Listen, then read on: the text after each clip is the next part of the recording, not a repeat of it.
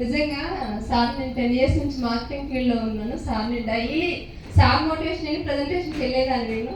మళ్ళీ ఈరోజు లైవ్గా కలిసాను. ఈరోజు నాకు చాలా అదృష్టం ఉంది. 2 మీటింగ్స్, 1 మీటింగ్లో ఇద్దరిని కలిసాను. చాలా హ్యాపీగా ఉంది.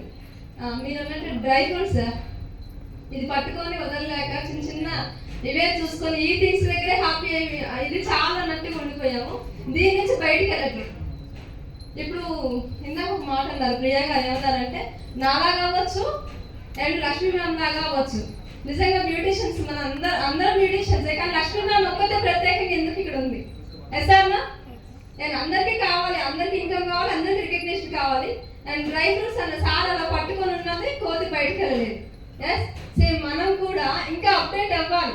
ఉన్న దాంట్లో మనకి ఇది చాలా అని చెప్పేసి ఆ స్టేజ్లోనే ఉండిపోతున్నాము. నేనైతే అది చేంజ్ చేస్తున్నాను అనుకుంటున్నాను సార్. నేను కూడా చాలా అప్డేట్ అవ్వాలి. అండ్ వీళ్ళు మేడం వాళ్ళు ఏ రిక్వెస్ట్ చేస్తున్నారో ప్రతి విషయం ఇప్పుడు ఆల్రెడీ నేను ట్రైనింగ్ సెషన్లో ఉన్నాను. నా దగ్గర 5 మెంబర్స్ పిల్లలు నేర్చుకుంటున్నారు. ఇంకా అప్డేట్ అవ్వాలని ఈ ప్రోగ్రామ్ ద్వారా నేను చాలా నేర్చుకున్నాను sir. Thank you so much.